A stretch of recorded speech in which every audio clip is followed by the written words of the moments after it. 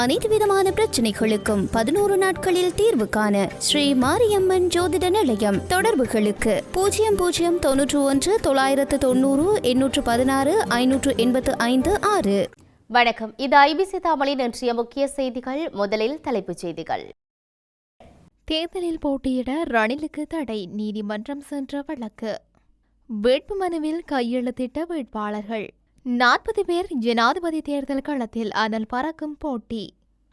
ரணிலும் சஜித்தும் அரச வளத்தை பயன்படுத்துகின்றனர், அனுர பாக்கிரங்க குற்றச்சாட்டு.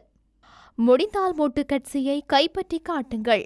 தமிழ் பொது வேட்பாளர் பின்னணியில் ரணிலா, வெளியான புதிய தகவல். பதவி விலகினார் ஜப்பான் பிரதமர். பாகிஸ்தானில் தேசிய கொடி விற்பனை செய்த கடை மீது குண்டுவீச்சு, 3 பேர் பலி. தொடர்பான விரிவான செய்திகள். தற்போதைய ஜனாதிபதி ரணில் விக்ரமசிங்க எதிர்வரும் ஜனாதிபதி தேர்தலில் போட்டியிட தகுதியற்றவர் என தீர்ப்பளிக்குமாறு கோரி சட்டத்தரணி ஒருவர் உயர்நீதிமன்றத்தில் அடிப்படை உரிமை மனுவொன்றை தாக்கல் செய்துள்ளார். இந்த மனுவை சட்டத்தரணியான ஷான் ரணசூரிய தாக்கல் செய்துள்ளார். ஜனாதிபதி வேண்டுமென்றே அரசியலமைப்பை மீறியுள்ளமையினால் ஜனாதிபதி தேர்தலில் போட்டியிட ரணில் விக்ரமசிங்க தகுதியற்றவர் என மனுதாரர் குற்றம் சுமத்தியுள்ளார். எதிர்வரும் செப்டம்பர் மாதம் 21ஆம் தேதி நடைபெறவுள்ள தேர்தலில் வேட்பாளராக போட்டி ரணில் விக்ரமசிங்க தகுதியற்றவர் என இடைக்கால தடை உத்தரவொன்றை பிறப்பிக்குமாறு அவர் உயர்நீதிமன்றத்திடம் மனுவினூடாக கோரிக்கை விடுத்துள்ளார். போலீஸ் திணைக்களத்திற்கு பதில் போலீஸ் மா அதிபர் ஒருவரை நியமிப்பதற்கு ஜனாதிபதிக்கு உத்தரவொன்றை பிறப்பிக்குமாறு மனுதாரர் தனது மனுவில் குறிப்பிட்டுள்ளார். இந்த மனுவின் பிரதிவாதிகளாக ஜனாதிபதி ரணில் விக்ரமசிங்க, ஜனாதிபதி சார்பில் சட்டமா அதிபர் பெயரிடப்பட்டுள்ளார். உயர் நீதிமன்றத்தினால் போலீஸ் மா அதிபராக கடமையாற்ற தேசபந்து தென்னகோனுக்கு இடைக்கால தடை விதிக்கப்பட்டுள்ளதுடன் பதில் போலீஸ் மா அதிபர் ஒருவரை நியமிக்குமாறு நீதிமன்றம் உத்தரவு பிறப்பித்திருந்தது.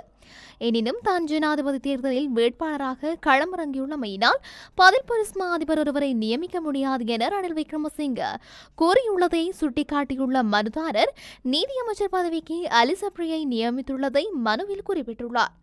இந்த நடவடிக்கையினூடாக ஜனாதிபதி ரணில் விக்ரமசிங்க வேண்டுமென்றே அரசியலமைப்பை மீறியுள்ளதுடன் தனது அதிகாரத்தை முறையற்ற விதத்தில் பயன்படுத்தியுள்ளதாக மனுதாரர் கூறியுள்ளார்.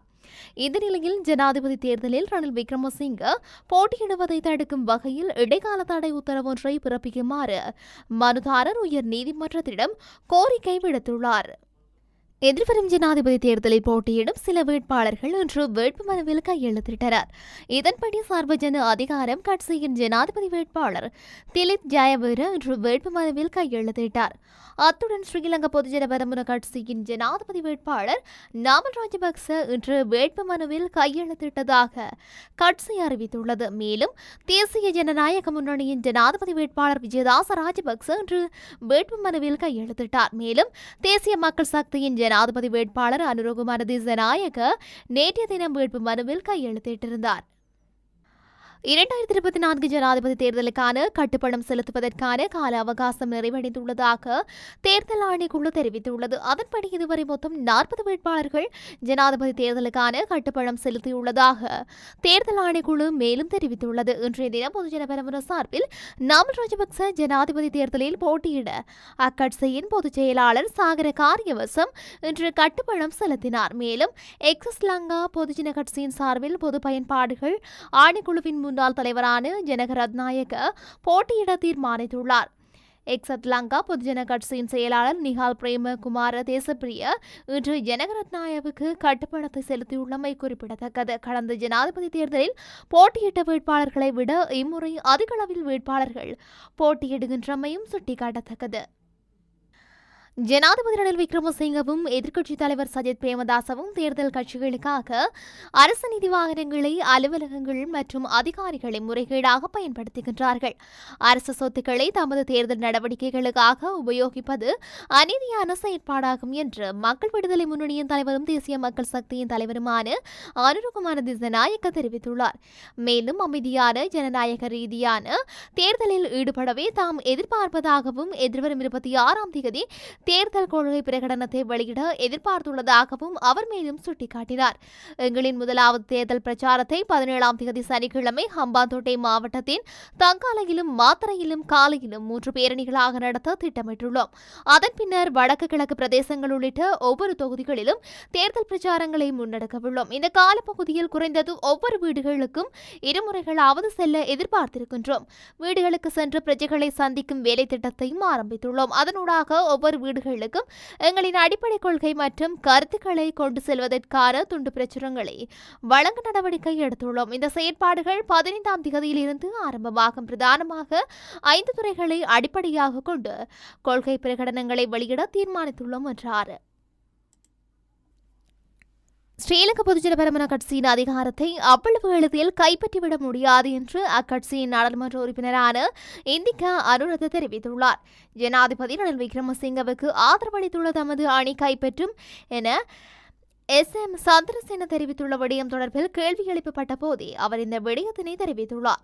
புதிய சக்தி ஒன்றை கட்டியெழுப்புவதாக கூறிவிட்டே கட்சியிலிருந்து சென்றனர். அவ்வளவு எளிதில் மொட்டு கட்சி அதிகாரத்தை கைப்பற்றிவிட முடியாது. நாமும் அரசியல் தான் இருக்கின்றோம். முடிந்தால் கைப்பற்றி காட்டட்டும். இவ்வாறு செல்பவர்கள் கடைசியில் மொட்டு கட்சியில் வந்துதான் சரணடைவார்கள். கட்சியின் தீர்மானத்துக்கு எதிராக செயற்படும் உறுப்பினர்களுக்கு எதிராக ஒழுக்காற்று நடவடிக்கை எடுக்கப்படும். மருத்துவ நாணயக்கார ஹரின் பெர்னாண்டோ ஆகியோர் தொடர்பில் நீதிமன்றம் வழங்கிய தீர்ப்பை மதிக்கின்றோம். இவர்கள் தொடர்பில் ஐக்கிய மக்கள் சக்தி எடுத்த நடவடிக்கை வரவேற்கத்தக்கது.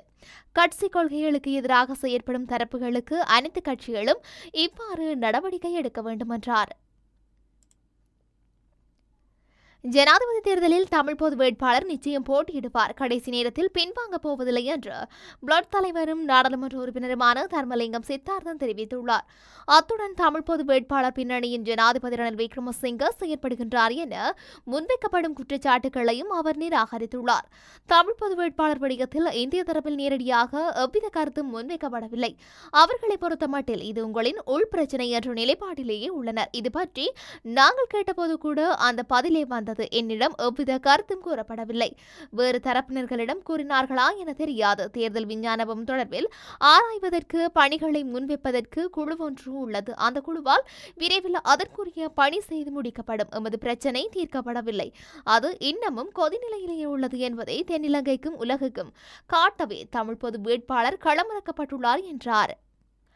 ஜப்பானிய பிரதமர் ஃபுமியோ கிஷிடா ஜப்பானின் ஆளுங்கட்சி தலைவர் பொறுப்பிலிருந்து எதிர்வரும் செப்டம்பர் மாதம் விலகியிருப்பதாக ஜப்பானிய ஊடகம் செய்தி வெளியிட்டுள்ளது. டோக்கியோவில் நடைபெற்ற சிறப்பு செய்தியாளர் கூட்டத்தில் ஆளும் லிபரல் டெமோக்ராட் கட்சியின் தலைமை பதவியிலிருந்து பிரதமர் பதவியிலிருந்து விலக முடிவு செய்துள்ளதாகவும் கட்சிக்கும் கட்சியின் புதிய தலைவருக்கும் முழு ஆதரவு அளிப்பதாக அவர் மேலும் தெரிவித்துள்ளார். பாகிஸ்தானில் சுதந்திர தினத்தையொட்டிய கடை ஒன்றில் தேசிய கொடி விற்பனை செய்ததால் அக்கடையை குண்டு வீசி தாக்குதல் நடத்தியுள்ளனர். பலூச்சிஸ்தான் குழுக்கள் அரசுக்கு எதிரான நடவடிக்கையில் ஈடுபட்டு வருவதால் பாகிஸ்தான் தேசிய கொடியை விற்பனை செய்ய வேண்டாம் என பலூச்சிஸ்தான் விடுதலை ராணுவம் எச்சரிக்கை விடுத்திருக்கின்றது. விடுக்கப்பட்ட எச்சரிக்கையை மீறி பலூச்சிஸ்தான் மாகாணத்தில் குயூடா பகுதியில் விற்பனை செய்த கடை மீது நேற்றைய தினம் கையெறி கொண்டு வீசி தாக்குதல் நடத்தப்பட்டது. இந்த தாக்குதலில் 3 பேர் உயிரிழந்துள்ளதுடன் இந்த தாக்குதலுக்கு பலூச்சிஸ்தான் விடுதலை ராணுவம் பொறுப்பேற்றுள்ளது. அனைத்து விதமான பிரச்சனைகளுக்கும் 11 நாட்களில் தீர்வு காண ஸ்ரீ மாரியம்மன் ஜோதிட நிலையம். தொடர்புகளுக்கு 0091 990 816 585 6.